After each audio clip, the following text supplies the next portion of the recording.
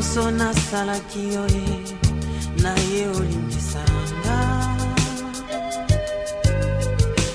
mpona soni ngai napesaki yo bosana masomama nazali na motema na yo limbisanga mama lelo nga nakanisi yo mabe maso nasalaki yo limbisanga batelanga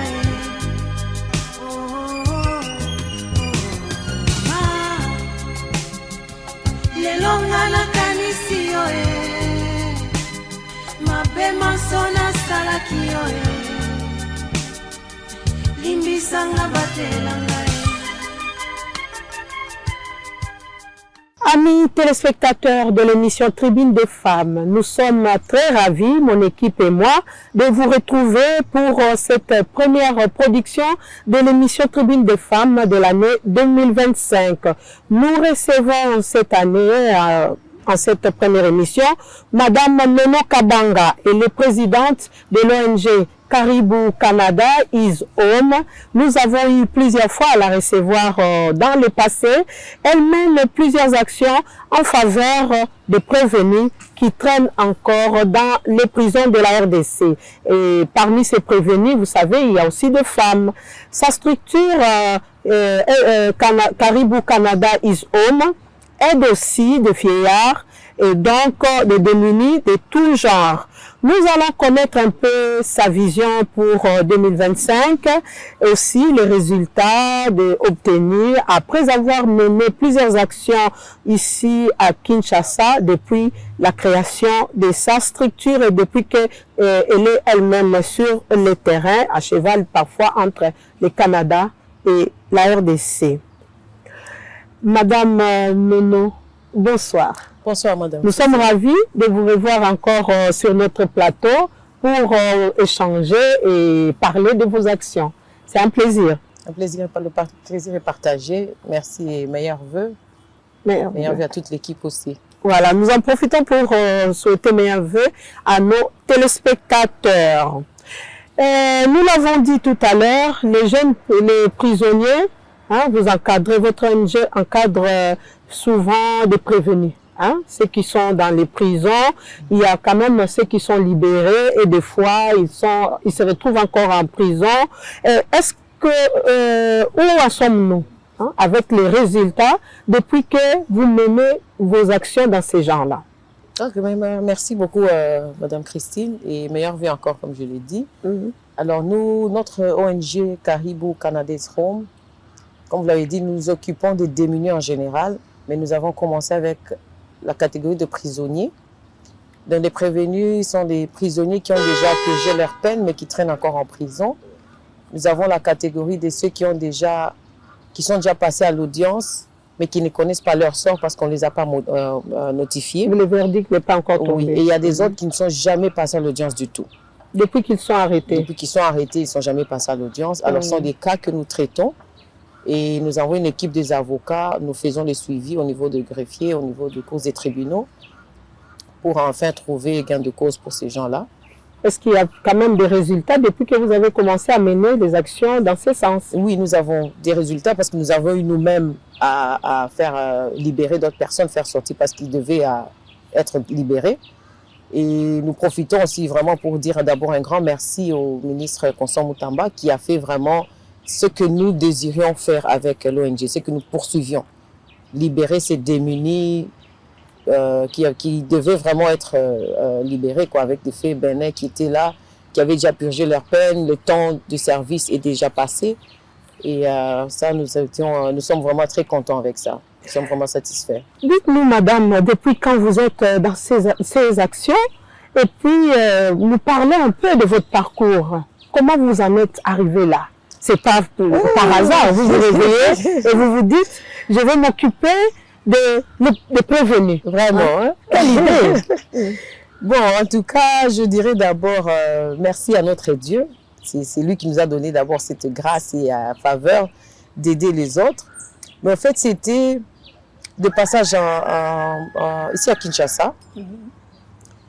Visiter quelqu'un de la famille à la prison de Makala. Et c'est là que j'ai vu un jeune, très jeune. J'étais un peu curieuse de savoir qu'est-ce qu'il fait là, qu'est-ce qu'il a fait et tout. Et là, on me dira que non, ce gars, il a déjà purgé sa peine. Il a été condamné 3 ans. Il a dépassé 3 ans, il a fait 2 ans de plus. Madame Christine, là, ça m'a vraiment révoltée. Je me suis dit, 2 ans de plus, c'est quand même une vie de quelqu'un. Alors, j'ai demandé, mais qu'est-ce qu'il faut? On nous a dit, non, il faut voir le greffier, il faut les documents, Je dis, ben, combien d'argent il faut demander? On demande, on me dit, bon, avec $40, la personne va être libérée. Et on a fait ces démarches, j'ai envoyé $40 et on a libéré le premier garçon, vraiment le premier. Et dès qu'ils ont entendu qu'on faisait ça, ben, c'est tout le monde maintenant qui a couru vers vous. Qui a couru maintenant pour dire, oh, moi aussi c'est le même cas, moi c'est le même cas. C'est là qu'on se dit, bon, commençons d'abord avec cette catégorie. C'est comme ça qu'on a commencé avec les prisons, mais on s'est dit, bon, c'est pas seulement les prisonniers qui sont dans la catégorie des démunis. On a commencé à voir aussi du côté des vieillards, les hommes de vieillards. Et du côté des prisonniers aussi, on a vu dans le cadre médical, donner un coup de pouce du côté clinique qu'ils ont là-bas, parce qu'à la fin de la journée, ils ont droit à une bonne santé aussi. Ouais, c'est un peu ce qu'on a fait. On a visité aussi les orphelinats. On a dû visiter, on a donné un petit rien qu'on avait du côté de Messina. On est allé du côté de Mongafula. On a visité quelques écoles qui avaient vraiment besoin de cartables, des choses de l'école qu'on a pu aussi donner. Donc, on est un peu... Et du côté des hommes de vieillards, c'est quel genre d'assistance que vous avez apporté? Du côté d'hommes de vieillards, on a donné quelques nourritures, on a donné la nourriture, on a donné quelques chaises roulantes pour ceux qui ne pouvaient pas se déplacer. Qui ont des problèmes de mobilité. Voilà, on a pu donner ça aussi. Vous avez parlé de ces soucis-là, de libérer les détenus qui ont quand même mis longtemps, bien qu'ils ont été jugés, bon, de sortir, de quitter la prison, mais ils traînaient encore. Mais le libérer, c'est bien beau, mais il faut une réinsertion. Quelqu'un qui a été longtemps enfermé, parce qu'on l'a arrêté à cause des habits peut-être causés avant, mais on le libère. Et puis, après, dans la société, que va-t-il faire? Ça, c'est une très bonne question, mais nous sommes dedans parce que notre objectif ou le projet, parmi nos projets que nous avons dans Caribou, il y a le projet de formation de ce prisonnier. Nous avons un projet de les former pendant qu'ils sont encore en prison, avant de sortir. Donc, on a prévu travailler avec ceux qui vont être libérés dans moins de 2 ans. Et on se dit, on a des projets qu'on a mis en place aussi pour les encadrer après la prison. Parce que sinon, si on ne les encadre pas, on ne les aide pas à être réinsérés dans la société, à les réintégrer dans la société, ben on aura le phénomène Koulouna qui est là. Vous voyez, donc on est en train de... On a déjà mis ces projets en place. Là, on va profiter quand même pour demander l'audience avec le ministre de Justice, le ministre Constant Moutamba, pour voir comment travailler en partenariat pour faire des formations de ce prisonnier, afin que quand ils sont libérés, qu'ils soient utiles à la société. La formation nécessite, ça ne va pas se faire en plein air. Il faudrait quand même une construction quelconque et tout. Ça figurait aussi parmi vos projets. Qu'est-ce qui vous a bloqué? Bon, pour le moment, c'est les problèmes de finances. Pour le moment, nous avons des problèmes financiers. C'est pourquoi je dis, on va parler, on va demander l'audience vraiment, discuter avec le ministre, faire voir le projet, qu'on est dispo à aider, à les accompagner dans ça. Mais il y a le problème de finances qui bloque. Ouais, quel genre de formation prévoyez-vous dans ce programme-là? Qui est encore comme dans la prison, comme un fœtus, quoi. Bon, qui va, sûrement ça va mettre un jour. Là, on est vraiment optimiste. Ouais, que prévoyez-vous exactement? Alors, dans la prison, nous avions 2 projets qu'on a prévus. Le projet de la formation de l'atelier de menuiserie, ben, purement pour les garçons, ce qu'on se dit. Et du côté femmes, nous avons prévu faire un atelier de coupe et couture. Au moins, quand la personne sort de la prison, cette personne a quand même une formation. Elle ne va pas se sentir délaissée, dépaysée dehors, mais dès qu'elle sort dehors, elle devient utile, elle devient autonome, elle peut travailler, la personne peut faire la menuiserie, la personne peut faire la coupe et couture. Et une fois dehors, c'est là qu'on a d'autres projets comme la plomberie, la blancherie et tout, qu'on tient vraiment à discuter avec le ministre pour voir comment implémenter ça, en fait, d'aider ces gens-là. Nous envoyons déjà avec ceux qui partent à Kanyama KCC. Voilà. De retour, on a quand même vu quelques-uns qui disaient qu'ils sont salariés. Voilà. Ils fabriquent, je ne vois pas quelqu'un qui est déjà occupé comme ça, retourner encore utiliser la machette. Hein. C'est très intéressant. Il fallait, vous les ONG, vous pensez à ça, il faudrait que ça soit quand même un programme à la portée de tous. Hein. Justement, c'est pourquoi nous approchons de ces autorités. En tant qu'ONG, nous avons ce projet. Nous avons fait des études, nous avons ce projet qu'on a mis en place et nous disons, nous sommes une main de plus au niveau du ministère. C'est pourquoi nous voulons parler avec eux, faire un partenariat et voir comment travailler ensemble. Ouais, à part l'argent qui vous manque, pour commencer ce projet-là, commencer à former ou construire, je ne sais pas moi, qu'est-ce qui vous manque encore? Bon, il n'y a que l'argent. Il n'y a que l'argent pour le moment parce que le terrain, quand même, nous avons le terrain. Nous avons plus ou moins 15 hectares déjà du côté de Bakongo. Donc, nous sommes prêts. Nous pourrons commencer à... Avez-vous tenté à chercher d'autres partenaires comme les organismes internationaux? Oui, nous sommes en train de faire ce travail-là. Nous avions envoyé quand même des emails. Et il y a d'autres que nous faisons des contacts avec les autorités sur place. Mais jusque-là, nous n'avons pas encore... un soutien, je dirais, concret. Il y a des promesses, c'est vrai, qui sont là, mais nous n'avons pas encore un soutien concret. Et par ça, je vais vraiment profiter pour faire un appel, que ce soit aux nationaux, bailleurs internationaux, nationaux, de nous venir en aide afin que nous puissions accomplir ce grand projet. Parce que moi, je me dis, la construction de ce grand et beau pays que nous avons, la RDC, demande le soutien d'un chacun, la participation de tout le monde. Vous avez dit depuis le début de l'émission que vous assistez ceci, vous allez dans les homes de vieillards, vous assistez les orphelins, vous donnez des cartables, des fois certaines écoles ciblées. Mais comment vous faites pour trouver ces moyens-là? C'est personnel c'est comment, ou bien vous avez un appui quelconque? Et quelles sont les difficultés autres que vous rencontrez quand vous menez vos actions? Oui, merci beaucoup, Maman Chris. Comme j'ai dit, d'un côté, c'est une passion. Un appel, je dirais, de la part du Seigneur, mais vous savez, vous n'allez pas prêcher l'amour quand vous ne montrez pas des preuves, vous ne montrez pas ceci. Du côté finance, bon, je ne dirais pas malheureusement, heureusement parce que ces aides, ces dons-là, ce soutien-là aide quand même quelqu'un. Je le fais personnellement, c'est avec mes propres frais jusque-là. Ça fait 4 ans, nous sommes en 5e année, depuis 2020 que nous avions commencé. Je l'ai fait personnellement. J'ai commencé par des valises, je dirais. Je voyageais, mes 2 valises. Je mets les sacs, les histoires, les médicaments, des trucs que je peux amener à l'hôpital. Et moi, je voyage mes habits personnels. Je les mets dans mon petit bagage à main et mon sac à dos. Voilà. Et petit à petit, on se bat. Et en 2023, j'ai pu organiser quand même faire un conteneur full de 40 pieds que nous avions amené les effets médicaux que j'ai donné quelques lits à l'hôpital, à la clinique universitaire de Kinshasa du côté soins intensifs. Il y a d'autres histoires qu'on a données à Matadi, les choses de l'école, les bancs, les cartables en 2023. Et à 2024, on essaie de pousser fort. Là, on a 2 conteneurs qu'on a pu amener. Mais si une personne peut faire ça, quand on est plusieurs, on peut faire plus que ça. Voilà pourquoi je dis, nous avions commencé, nous montrons déjà cette bonne volonté-là, ce courage, ce travail.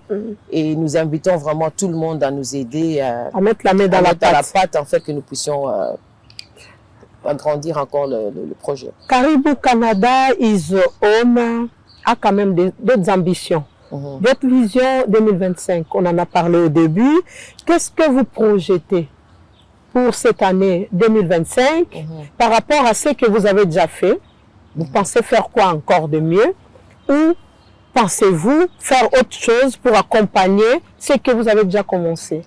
Nous allons faire, nous continuons à faire autre chose. Pas différent de ce qu'on faisait, mais nous ajoutons en fait. Nous avons pris le cadre des démunis. Oui. On a commencé avec la catégorie de prisonniers. On ne va pas lâcher les prisonniers, on continue avec eux. Mais pour l'année 2025, nous avions ajouté l'aspect d'assister les vieillards, vraiment donner un plus du côté vieillard.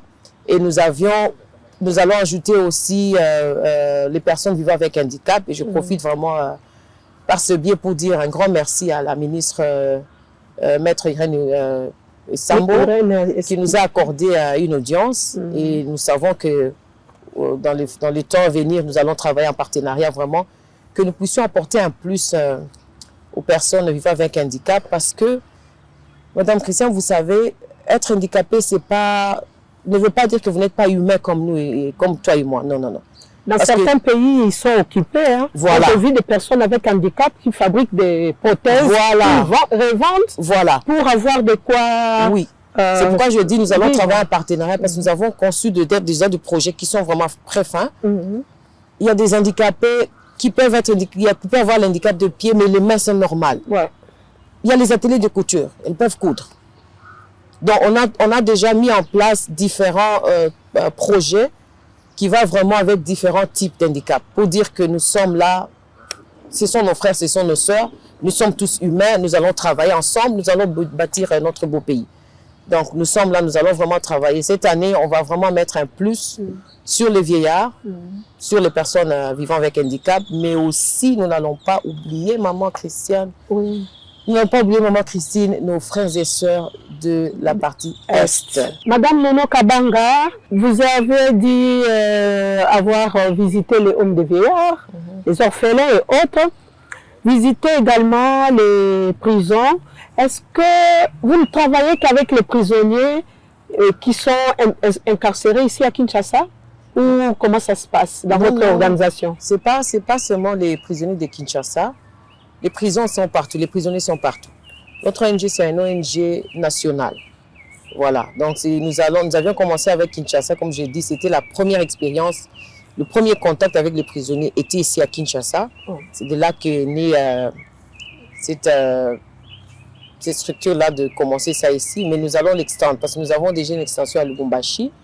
Nous avons une autre extension à Goma déjà. Mais nous allons extendre ça sur toute l'étendue. On a préféré, enfin pas préféré, mais on a commencé ici. Mais le temps qu'on ait aussi tous les documents en place. Et là, vraiment, on va aller de l'autre côté. Voilà, vous allez étendre dans d'autres provinces, mais dans nos provinces également, il y a beaucoup de soucis par rapport à l'aide humanitaire. Comme vous êtes dans l'humanitaire aussi, est-ce que vous avez pensé à toutes ces personnes déplacées, internes, déplacées de leur province aussi pour une autre province, pour pouvoir les assister? Vous avez pensé à cela par rapport à vos actions? Oui, oui. Nous avons pensé à ça, maman Christine. Nous allons à Goma. C'est une très bonne expérience que nous allons vivre aussi. Ouais, cette année, donc peut-être dans 1 ou 2 semaines, nous serons à Goma pour visiter aussi, assister nos frères et sœurs, les déplacés de guerre, qui sont déplacés involontairement, malheureusement. Mais nous allons les assister, donner un petit rien que nous avons, que ce soit en termes des effets médicaux, ce soit en termes d'un habit, une chaussure, mais on va être là. Dans 1 ou 2 semaines, nous serons à Goma pour assister nos frères et sœurs aussi. Nono Kabanga, femme activiste des droits de l'homme, est-ce un appel ou c'est juste des ambitions? On ne sait jamais, peut-être que vous aurez au finish des ambitions politiques, parce que ça commence toujours comme ça dans l'activisme. Hein? Pas du tout. Moi, je n'ai pas les nerfs solides pour la politique. La politique, là, c'est un autre monde. Non, non, non. Moi, je reste dans l'humanitaire. Pour moi, c'est un appel de la part de Dieu. C'est une passion que Dieu m'a donnée, en fait, d'aider les autres. J'ai beaucoup de joie quand j'aide quelqu'un. Vous voyez, quand tu donnes un petit rien, tu te dis c'est un petit rien, mais quand l'autre personne le reçoit, tu vois l'amour ou la joie que ça procure. Moi, ça me fait du bien. Donc, nous, on reste vraiment... Pour moi, c'est une passion. C'est un appel de la part de Dieu qui m'a fait grâce d'aider les autres. Tu reçois quand même des témoignages? Oui, beaucoup. Mais qu'est-ce que les gens racontent? Des fois, on n'aime pas parler de soi-même. Qu'est-ce que les autres racontent à votre sujet? Bon, vous savez, hier, je ne vais pas citer le nom, hier, j'ai rencontré une autorité. Je lui ai dit un peu ce qu'on fait. Il m'a demandé, il a dit, maman, est-ce que vous avez l'exonération? J'ai dit non. Je n'ai pas encore eu l'exonération. En 2023, j'ai dédouané un conteneur de 40 pieds seul. J'ai payé les frais maritimes du côté de Canada, l'entreposage, le stockage, tout. Je suis arrivée ici, je n'ai pas eu d'exonération. J'ai des douaniers seuls. Cette année aussi, l'année 2024, on n'a pas d'exonération. Vous voyez?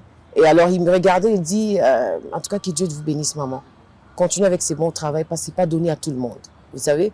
Et moi, en tant que chrétienne, je veux dire ça, quand on te dit que Dieu te bénisse, je crois à cette bénédiction. Et je me dis, déjà, les petites choses qu'on avait commencé, les petits actes qu'on a commencé à poser, quand j'ai amené encore des valises, ces mots-là qui sortaient, que Dieu te bénisse, je sais que c'est ça. Ça s'est transformé. Ça a pu permettre que j'amène un conteneur en 2023 et 2 en 2024. Et je me dis, ces mots-là vont continuer à se matérialiser et de plus en plus, on va aller. Prochainement, peut-être ça sera 5-10 conteneurs. Hein? Donc pour moi, c'est déjà les témoignages qu'on reçoit. Avez-vous quand même les échos de quelques personnes que vous assistez ou bien de quelques détenus libérés et qui sont déjà dans la vie normale? Avez-vous quand même quelques éléments sur il y a un qui a gardé quand même contact. Lui, quand on l'a libéré, on a suivi son cas, il était aussi, il avait déjà purgé sa peine. Pour lui, j'ai payé, je crois, $20. On l'a libéré et je lui ai donné $20. En tout cas, celui-là, je lui avais quand même donné $20. Je lui ai dit, tu sais quoi, ne va pas voler parce que tu vas retourner en prison. Ce $20, tu peux commencer à acheter de l'eau et revendre. Tu peux acheter des biscuits et revendre. Lui, il est, en tout cas, il est bon maintenant. Il dit, maman, c'est pas l'argent de couche. Voilà. C'est pas encore beaucoup, mais au moins, je me suffis avec ça. Il achète de l'eau, il vend. Vous voyez? Et je me dis avec ça, ça nous encourage quand même. Les autres, ben, on ne sait pas encore, ils n'ont pas gardé contact. Mais pour nous, l'objectif est atteint, que Dieu les bénisse et puis il continue. Mais il y a quand même des femmes dans la prison. Oui. Ouais. Vous connaissez quand même quelques situations de ces femmes-là? Bon, je dirais oui et non. Non, parce que je n'ai pas vraiment les détails du côté de femmes, mais oui, parce que à chaque fois que je passe à la prison de Makala, je visite du côté de femmes aussi. Ouais. Oui. La chose que j'ai remarquée, qui est vraiment de positif, c'est qui m'a poussé à concevoir le projet de couture. J'ai trouvé une maman qui était en train de coudre, genre raffia, hein. Elle faisait des sacs, elle faisait les pochettes de Bible. Je dis, mais si elle peut faire ça, donc les autres là, il y a d'autres femmes qui ont des talents. Elle faisait ça dans la prison? Dans la prison. C'est pour revendre? Je crois qu'elle revendait. Je crois. Mais c'était un bon travail, très bien fait. C'est de là que je me suis dit, bon, on peut leur faire l'atelier des coutures et même l'atelier des tricotages. Vous voyez? C'est comme moi je dis, c'est là que j'ai eu vraiment cette idée de dire, faire de formation parce qu'il y a des talents. Là, au mois de vers fin novembre, j'étais à la prison de Makala pour voir un peu depuis que ça s'est brûlé. Je suis allée voir un peu la clinique parce qu'on a amené dans les conteneurs, il y a des choses qu'on doit restituer à la clinique aussi. J'ai trouvé quelques prisonniers qui avaient les tenues des infirmiers. Ils n'avaient pas, parce que les prisonniers portent les chemises jaunes-bleues. Eux, ils avaient des chemises blanches avec de lignes bleues. J'ai quand même posé la question. C'était des corps médicaux. Voilà. Ils m'ont dit non, on a des infirmiers ici, on a des docteurs, prisonniers, mais on les utilise, on leur donne la chance de travailler pour qu'ils continuent à maintenir leurs connaissances. Ok, pour ne pas perdre. Pour ne pas perdre, ce qui est très bien. Les femmes que vous avez trouvées dans la prison, il y en avait aussi qui étaient dans les cas que vous recherchez. Des femmes qui ont mis longtemps sans être libérées. Bon, là, je dirais... C'est seulement du côté des hommes. Bon, honnêtement, on a quand même commencé du côté des hommes. Parce que déjà, du côté des femmes, on nous a dit, il y a, je crois, 2 ONG qui s'occupaient vraiment de femmes. Oui. Qui s'occupaient de femmes. Alors, on s'est dit, comme il y a déjà des ONG qui s'occupent de femmes, alors nous, on s'occupe carrément des hommes. Quel appel vous avez à l'endroit des autorités qui nous suivent, à l'endroit de nous, populations, et surtout de nous, parents qui devront encadrer nos enfants parce que la plupart, si vous palpez dans nos prisons, c'est presque à 60% des jeunes. Hein? Moi, je vais lancer vraiment l'appel à nos autorités d'abord de nous recevoir. Moi, je dis, en tant que structure de l'ONG, il y a des portes que nous frappons pour demander, ne fût-ce que l'audience avec des autorités. Je dirais le ministre en général. Il y a ceux que vous allez faire 3-4 demandes, pas de suite. On ne répond même pas. Il y a des autres autorités que vous allez faire, comme je dis, je fais la demande d'exonération. 2023, j'ai fait la demande. 2024, je fais la demande. Même pas une réponse. Mais on ne va pas décourager parce que nous avons notre ambition. Je veux vraiment lancer l'appel à nos autorités de nous recevoir, de nous écouter, voir le projet que nous avons. Essayons de travailler en partenariat pour aider ce pays. La majorité des jeunes qui sont en prison, maman, c'est 70%, je dirais, sont des jeunes. Vous voyez? Et le président l'a toujours dit, l'État ne va pas donner le travail à tout le monde. Et surtout que la jeunesse, c'est l'avenir du pays. Donc la jeunesse sont là, ils doivent utiliser leur intelligence, créer des compagnies afin de s'autofinancer, afin de s'auto-suffire, si je dirais. Vous voyez? Et mamie, je vais te dire, je vais te donner pas un témoignage, mais quelque chose que j'ai vécu hier. Au niveau de Gare Centrale, je vis un handicapé, vraiment clépu de pied, mais qui a fait son truc de cirage. Vous voyez un peu? Ça m'a révolté dans mon esprit. Je me dis, si lui peut penser ça, et les autres jeunes garçons que nous voyons, en forme, 2 pieds, 2 mains, tête qui fonctionne, pourquoi ne pas penser à des choses comme ça? Vous voyez? C'est pourquoi nous demandons l'appui ou la collaboration de différents ministères. Je vais citer peut-être en passant la jeunesse, le sport. Vous voyez? Nous allons toucher les autorités comme les bourgmestres. Il y a des structures qu'on peut mettre en place. Si ça commence dans les quartiers, ça s'étend. Dans les provinces, dans les communes, ça va vraiment épargner le système Kuluna. Ça va donner l'intelligence ou l'expérience aux jeunes de créer des compagnies. On ne commence pas seulement avec 100 millions, non maman. Le monsieur que j'ai dit pour les cirages, je ne crois pas qu'il a commencé avec 100 $. Hein. On peut commencer petit, mais quand on a l'intelligence structurée, on devient millionnaire. Et c'est possible. Voilà, nous allons lentement vers la fin de l'émission. Pendant que vous êtes ici, avez-vous encore d'autres occupations ou d'autres programmes par rapport à votre calendrier? Nous prévoyons, comme je dis, la semaine prochaine, peut-être, si pas la semaine prochaine, la deuxième semaine, vers la fin, nous allons à Goma pour vraiment remettre les biens à nos frères et sœurs déplacés. Mais nous allons faire quelques actions ici aussi à Kinshasa. Et à Kinshasa, souvent, j'aime bien aller un peu en dehors. Dans la périphérie? Ouais, nous allons du côté de Bibois et Kinkole. Nous avions déjà ciblé quand même quelques hôpitaux que nous allons apporter en plus. Nous avons déjà ciblé quelques centres de personnes vivant avec handicap à qui nous allons remettre les chaises roulantes et les béquilles. Donc, ce sont les actions. Dès que nous allons faire ces actions, nous allons revenir. Nous allons revenir pour présenter aux autres ce qu'on a fait. En passant, je vais vraiment dire, maman, un grand merci à l'équipe Caribou. Je ne suis pas seule. Il y a des collaborateurs, les membres de Caribou, qui travaillent jour et nuit, sans être payés, je dirais, mais qui sont là. Vous voyez le travail qu'on accomplit. Je ne suis pas, c'est moi qui passe à la télé, mais je ne suis pas seule. C'est vraiment une équipe qui est derrière moi. Une équipe qui est ici à Kinshasa? Une équipe très forte qui est ici à Kinshasa, oui. Très forte. Et vraiment, en passant, je dis un grand merci à tous ces collaborateurs, tous ces membres de l'ONGD. Est-ce qu'il y a un dernier mot pour clôturer totalement cette émission? Je donnerai peut-être par contre le numéro de téléphone si jamais on veut nous contacter. On veut vous contacter. On peut appeler au 081 998 75 01. Donc 081 998 75 01. Voilà, nous, Tribune des femmes, il faudrait nous envoyer un SMS ou un message WhatsApp si vous voulez nous joindre pour participer à l'émission ou répondre aussi ou poser des questions à l'une de nos émissions que vous avez suivies. Nous contacter par SMS au 081 520 14 10. 081 520 14 10. Voilà, nous avons fini pour ce soir. Cette émission Tribune des femmes où nous avons reçu Nono Kabanga.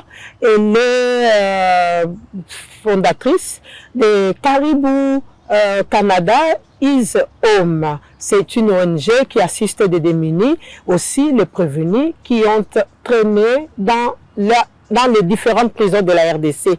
Merci encore une fois. Si vous avez aimé cette émission, nous disons merci à toute l'équipe technique qui nous encadre, également à Maman Odia, qui nous a toujours été utile dans nos productions. Merci encore une fois. Portez-vous bien de partout où vous nous trouvez. À très bientôt. Merci.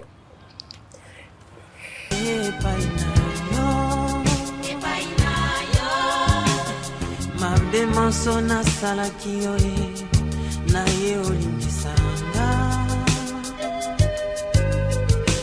pona soni ngai na pesaki yo bosana masomama nazali na motema na yo limbisanga mama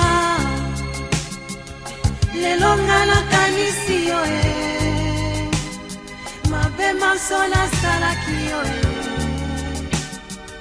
limbisanga batelanga